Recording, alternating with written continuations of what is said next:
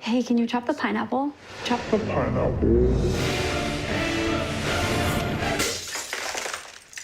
Nope.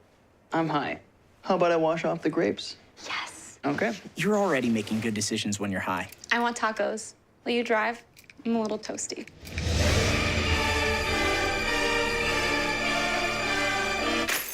Nope. I'm high. Let's order in. Don't make an exception when it comes to driving. If you feel different, you drive different. See on page 4 that the projections need to be tornado next Thursday? Seriously? Thursday? Can't do that. This is really inconvenient. I have yoga that day. I have no time for this. So, I can't do Thursday, but I can do Friday. Disasters don't plan ahead. You can. Talk to your loved ones about how you're going to be ready in an emergency. Don't wait. Communicate. I want to eat apples and bananas. I need to eat apples and bananas. Why can't I eat apples and bananas? Support the Feeding America nationwide network of food banks to help provide meals to those in need. Join us at feedingamerica.org. Good evening and welcome to Eagle Eye News at 6. Eagle Eye has done a great job. And welcome to Eagle Eye News at 6. We are just having a great time here in Auburn, Alabama. The party is not over yet. Eagle Eye TV, Auburn's news leader.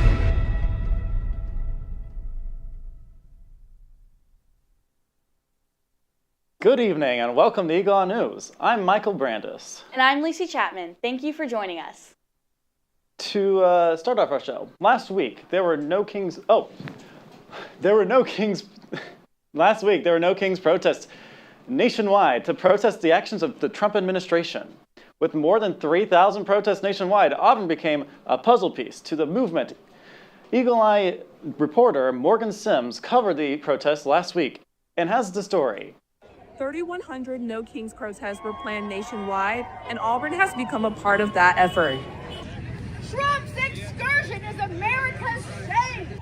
No Kings is a slogan and peaceful protest in the United States, mainly organized by the 50-51 movement to oppose what supporters see as too much power and control by the Trump administration. Along with the mass movement happening in 49 other states, Indivisible Auburn Opelika organized a peaceful demonstration in the heart of downtown Auburn. Protests are a starting point for people to be like, okay, I'm putting myself out there, even if you don't hold a sign or you don't even chant, but if you show up and meet the people in your community who are like-minded and who also see what's happening and disapprove, it just is it's a place to start speaking up in a way that feels a little bit like, I can do this. I'm not the only one who feels the way I do. This demonstration encouraged public discourse, and many attendees were able to reflect on their own experiences, including Barbara Sisson, who has been an Auburn resident for over 50 years. I cannot sit back and watch human beings be shot and killed by their government, having people snatched off the streets, having children go hungry and old people go hungry, just for one man's food. There were about 700 participants in today's No Kings protest, marking Indivisible Auburn Opelika's second largest organized protest in history. For Eagle Eye News, Auburn news leader, Ivor Dixons. Future events and demonstrations, visit Indivisible Auburn Opelika on their social media pages. Last night, students engaged in their own March Madness in the Melton Student Center. UPC hosted board games, food, minute to win it challenges, and basketball hoop contests. Winners received prizes and bragging rights. Whether you brought your friends or met new ones, this event offered a great way to relax, connect, and get involved on campus. If you're looking for a fun and interactive way to spend a weeknight, UPC will always have you covered. This game night sure did bring the madness, no bracket required. UPC is also hosting an inflatable night tonight to add to this week's festivities. This past Wednesday, Zeta Tau Alpha hosted their 31st annual Big Man on Campus philanthropy event. This event is a male pageant consisting of a talent section, a formal wear section, and questions on stage for contestants. The event included dancers, singing, performances, stand-up comedy, and more. The turnout was great, and all of the funds went to Zeta's breast cancer awareness philanthropy. The crowd voted on their favorite big man, and Jay Ramsey won the competition. Yesterday was April Fool's Day, and we wanted to catch up with students to see how they feel about the holiday. Our very own Monday night news anchor, Gavin Dimmitt, asked students how they celebrate April Fool's or if they still even celebrate it. Let's take a look. I mean, the typical one. My parents growing up would put vinegar in our milk, so then we pour our cereal and be all bread. Do you still celebrate April Fool's Day? Yes, I do actually. I would not say that I celebrate it every year, but I do notice it. I don't really, but I feel like I always get tricked like every year, you know, because I never see it coming. Honestly, no. Oh yeah, big fan. Do you have a favorite prank or joke that you have ever been maybe the victim of, or you played on a friend? Yeah, I mean, the typical one. My parents growing up would put vinegar in our milk, so then we pour our cereal and be all bread. The most recent one was last year. I put saran wrap over my roommate's toilet. Oh yeah, so in kindergarten to first grade. Anyways, my mom didn't pack me lunch, okay? And normally when your mom forgets to pack you lunch, it means she's bringing me Subway. I walked into the cafeteria and they would bring you your lunch to you when your mom drops it off. I opened it up, it was empty. Wow. Nothing there. Any big plans for this year? I don't know. I have to come up with something tonight, I guess. Not yet, because I actually have a calc test tomorrow. Maybe I'll do something on my mom. She always says. One of my friends here always gets parking tickets, so for April Fool's Day, I'm gonna print out a ticket and put on her car that says she can't park anywhere. Where are you going? Within 50 miles. Do you have any plans for tomorrow? Maybe make up for the years that you lost? Thanks. Him. Yeah. I won't give away too much. When we come back, you'll have a weather update with Annabelle Whetstone and a political update with Tessa Allen. You're watching Eagle Eye News at 6.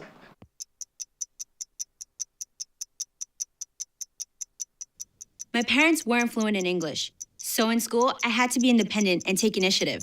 And that's how I handle every project I get.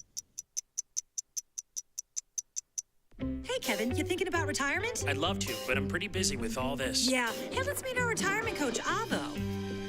A is for taking action. Not anxiety? No, Kevin, you're gonna be fine. You sing? Barely. V is for variety. And you dance? Sort of. Come on. O is for optimize your savings. Let Avo lead the way. Visit aceyourretirement.org today. Nice.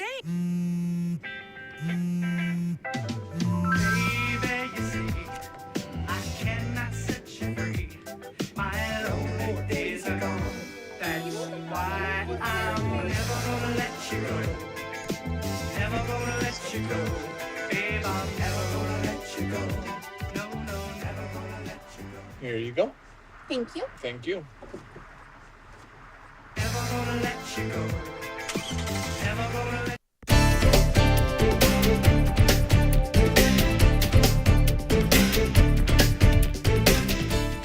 Welcome back to Eagle Eye News at 6. My name is Annabelle Whetstone, here with your weather outlook for the rest of the week on the plains. We are expecting warm temperatures this week, ranging from the high 40s to high 70s, with cloudy skies on Monday and sun for the rest of the week. Moving into this weekend, we're expecting rainy conditions from Saturday through Sunday morning with cloudy skies. The highs are in the 70s and 80s, while the lows are in the 50s and 60s.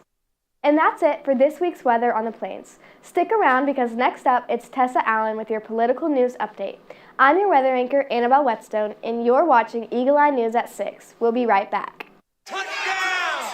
Did you see that? Whoa, we scored? Yeah, we scored. We're going to the playoffs. I can't believe I missed that. Every time I'm buzzed, I spend too much time on my phone. I should take your phone away. No. I'll call for a ride. Wait, why does my face look like that? When I was growing up, my mom was extremely tidy. We were trained to put things back where we got them from. One day, when I walked into my mom's house, I felt like I walked to someone else's house. There was stuff everywhere. And just growing up the way I grew up and to see this transition was very alarming. When Sean talked to me, it was a wake-up call, and that's when I went to the doctor. Put the keys down, Kevin. But I'm gonna drive home. There are several warning signs present that you shouldn't be driving. I've taken 25 selfies in the last 10 minutes. 26. Yep, I'm definitely gonna call a ride home.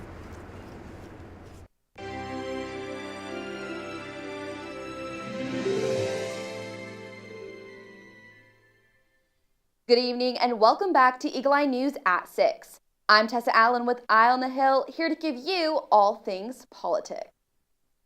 President Donald Trump has fired another one of his cabinet members from his Oval Office, this being the second cabinet member to be fired from the Trump administration in the last couple weeks. Pam Bondi has been fired from her position as the U.S. Attorney General.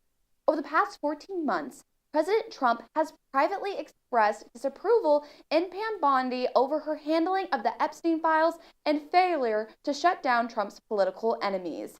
Karen Kafa reports with more from Washington.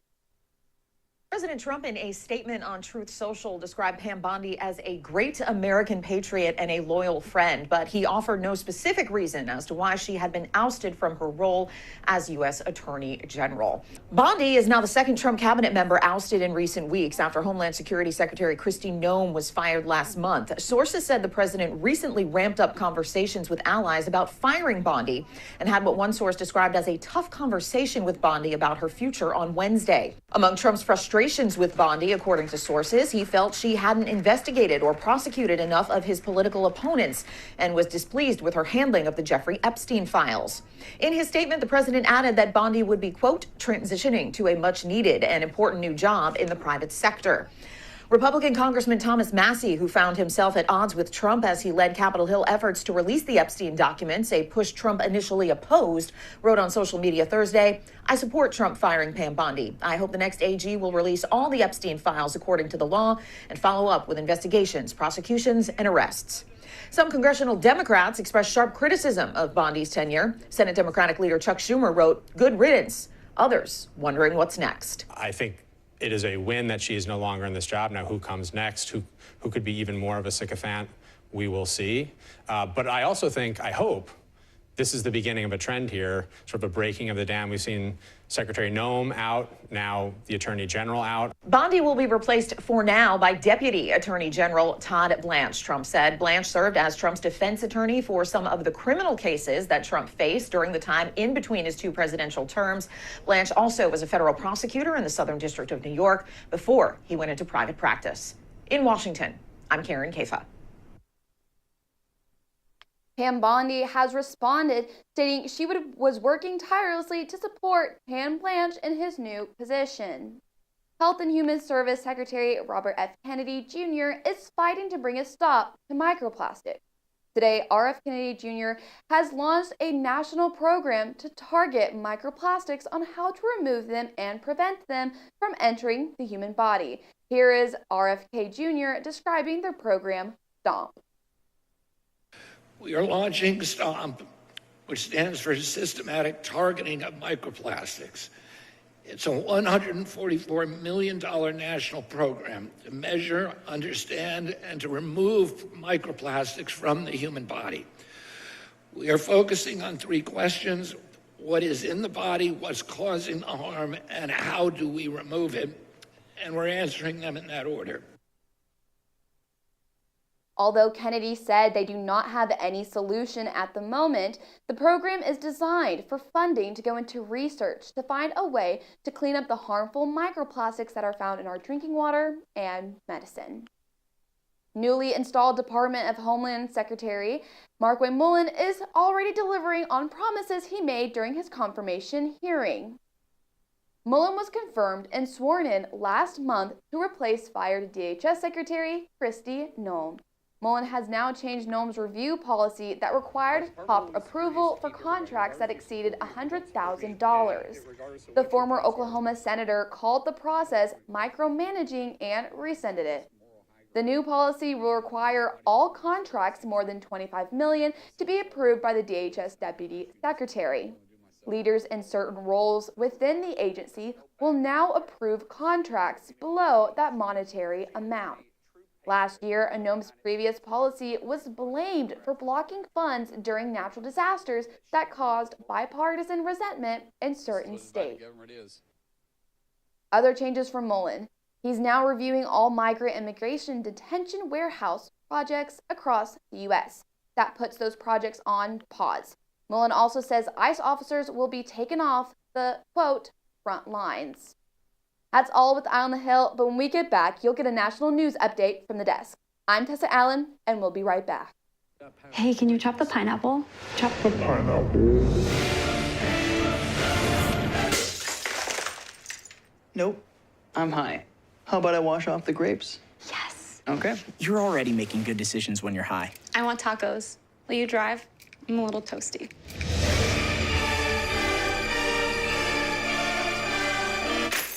Nope, I'm high. Let's order in. Don't make an exception when it comes to driving. If you feel different, you drive different. See on page 4 that the projections need to be tornado next Thursday? Seriously? Thursday? Can't do that. This is really inconvenient. I have yoga that day. I have no time for this. So. I can't do Thursday, but I can do Friday. Disasters don't plan ahead. You can. Talk to your loved ones about how you're going to be ready in an emergency. Don't wait. Communicate.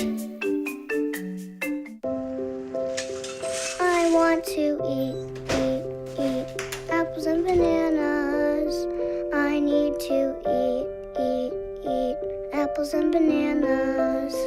Why can't I eat apples and bananas? Support the Feeding America nationwide network of food banks to help provide meals to those in need. Join us at feedingamerica.org.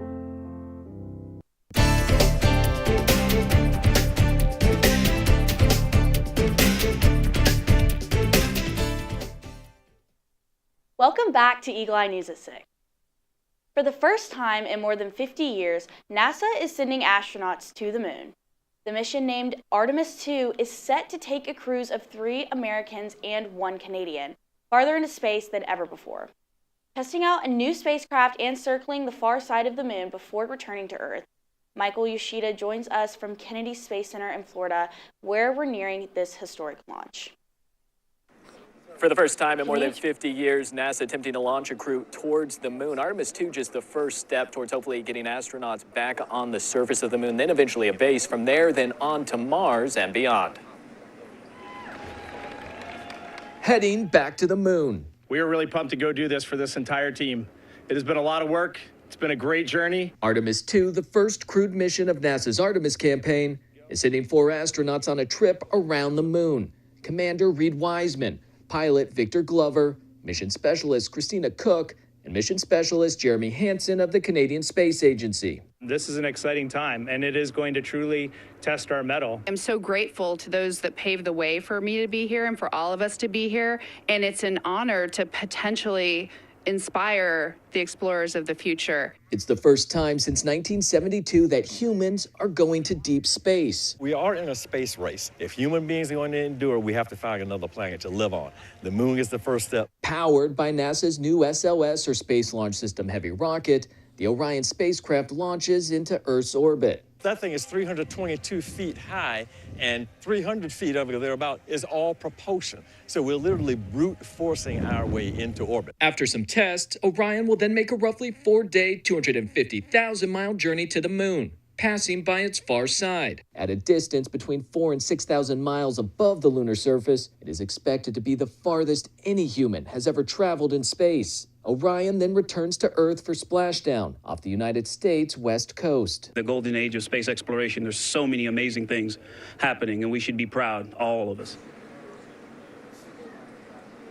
And to put in perspective what it might look like as Artemis II passes by the moon, at that closest point, we're told when the astronauts look out, the moon will actually appear the size of an outstretched basketball. Again, that's what the moon will look like for that crew from the Orion spacecraft. This entire mission expected to last about 10 days. At Kennedy Space Center, I'm Michael Yoshida. A historic day at the U.S. Supreme Court that could change the definition of U.S. citizenship. Justices heard oral arguments around President Donald Trump's attempt to limit autocratic birthright citizenship. Karen Kaffa is in Washington with details. This executive order signed by President Trump in January of 2025 is so crucial to his immigration approach that he decided to attend these arguments himself. That is unprecedented for a sitting U.S. president. But the justices expressing some skepticism of the Trump administration's defense. U.S. Solicitor General John Sauer making the Trump administration's case to the U.S. Supreme Court that the 14th Amendment of the Constitution was intended to grant citizenship to the children of freed slaves, not immigrants in the country illegally. Unlike the newly freed slaves, those visitors lack direct and immediate allegiance to the United States. The case stemming from a challenge to Trump's executive order signed in January 2025, restricting the right of people born in the U.S. to be U.S. citizens. It's since been blocked by lower courts. Trump made an unprecedented appearance at the court, a first for a sitting U.S. president, but left during plaintiff arguments made by Cecilia Wang, National Legal Director of the American Civil Liberties Union, who laid out what's potentially at stake. Thousands of American babies will immediately lose their citizenship. And if you credit the government's theory, the citizenship of millions of Americans, past, present, and future, could be called into question. Chief Justice John Roberts pressed Sauer on what he described as quirky arguments, leaning on narrow exceptions to exclude a much larger group from birthright citizenship. And then you expand it to a whole class of illegal aliens are here in the country. I'm not quite sure how you can get to that big group from such tiny and sort of idiosyncratic examples. Justice Ketanji Brown Jackson expressed skepticism about the government's practical implementation. How does this work? Are you suggesting that when a baby is born, people have to have documents, present documents? Is this happening in the delivery room? Sauer said that parents would have the opportunity to dispute denials of their children's citizenship. The arguments lasted just over 2 hours, and now the justices will take time to consider those arguments. A ruling is expected before the end of the court's current term in June. In Washington, I'm Karen Kaffa.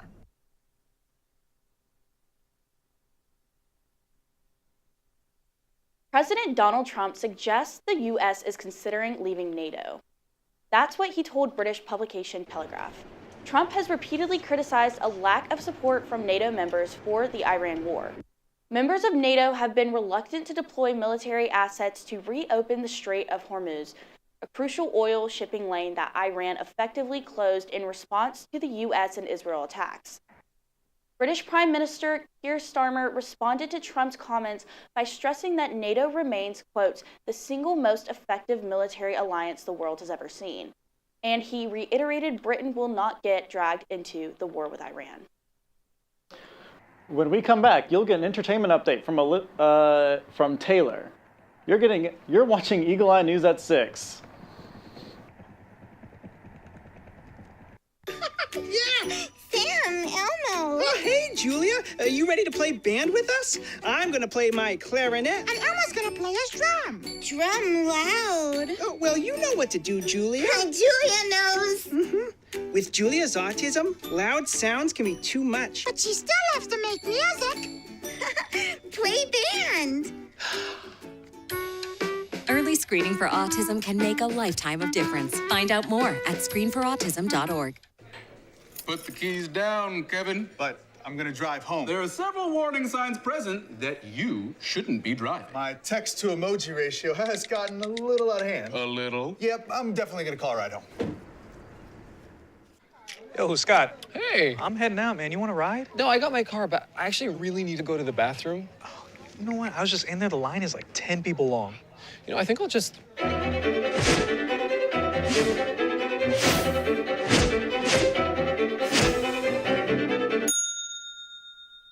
Dude, are you okay?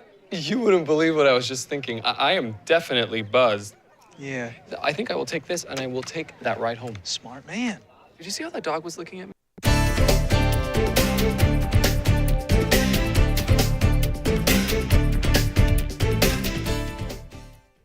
Welcome back to Eagle Eye News at 6. I'm Taylor Maxwell, here to give you your entertainment news for the week.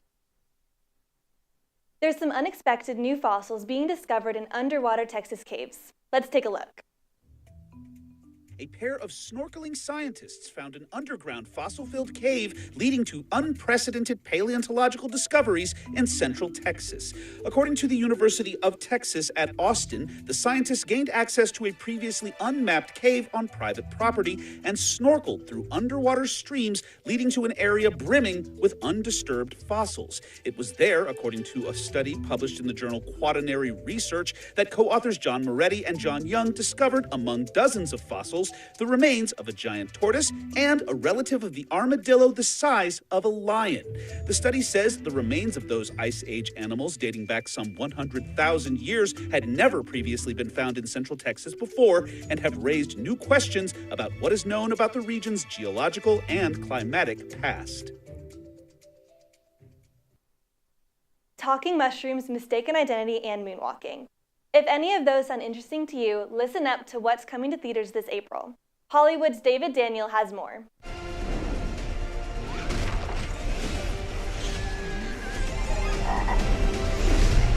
The Super Mario Galaxy movie kicks things off on April 1st as our heroes head to outer space for a new adventure. Am I sensing some nerves? Remember, you know each other really well. A pre-wedding revelation shakes things up for Zendaya and Robert Pattinson in The Drama, opening April 3rd. Oh! Buongiorno. Gabriella wants to give you a tour of the vineyard. Why? Aren't you getting married there? Oh. Halle Bailey and Regé-Jean Page star in the mistaken identity rom-com You, Me, and Tuscany on April 10th. She's been missing for 8 years. What was our daughter doing in a 3,000-year-old sarcophagus? April 17th brings horror as a family reunion turns into a nightmare in Lee Cronin's The Mummy, and action as Bob Odenkirk is a sheriff trying to clean up a crooked small town in Normal. There's something inside of you. Let's cast her out. Together. The psychological drama Mother Mary, starring Anne Hathaway as a pop star and Michaela Cohen as a fashion designer, opens in limited release on the 17th and wide on the 24th. I believe music can change the world.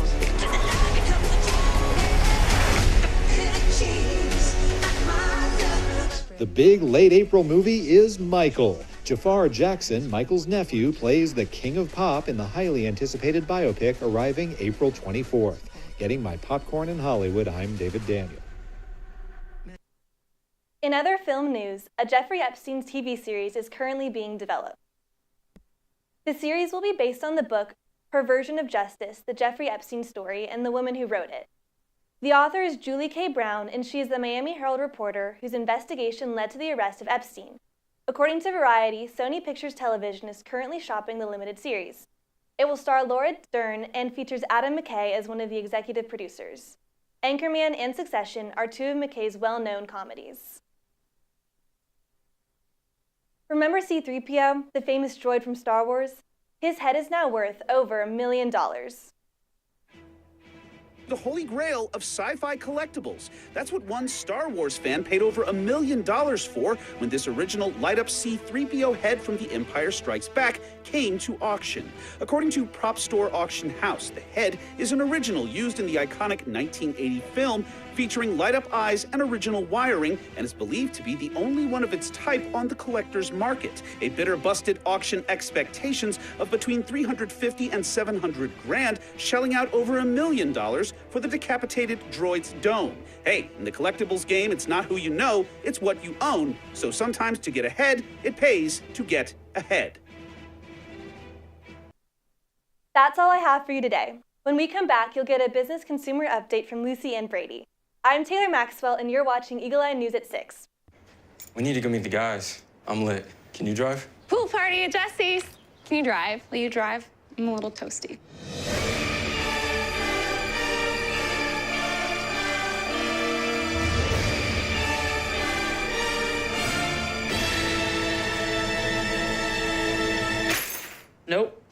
Nope, I'm high.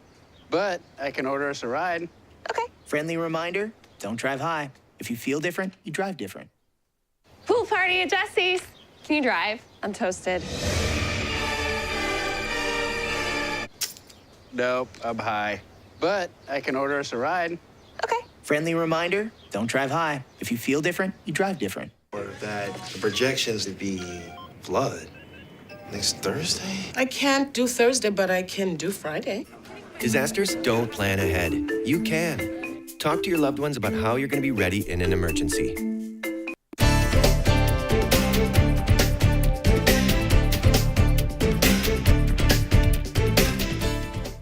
Welcome back to Eagle Eye News at 6. U.S. gas prices are up nearly 5 cents Wednesday. AAA reports regulars averaging $4.06 a gallon. But hope that the war in Iran could end soon is giving the oil market some relief. Brent crude is hovering around $100 a barrel. That's high, but not as bad as earlier in the conflict. The U.S. benchmark is around the same price as of Wednesday morning. President Donald Trump says he hopes the Iran war could end this month. Tehran says it's open to that, but it's also prepared to fight months longer. National Public Radio and the Public Broadcasting Service scored a win in court against the Trump administration on Tuesday. Judge Randolph Moss said a key part of President Donald Trump's executive order targeting the media entities was unconstitutional. The ruling blocks the administration from denying funds based on editorial viewpoint. Moss said Trump's executive order crossed a First Amendment line. Congress last summer had already rescinded federal support for NPR and PBS.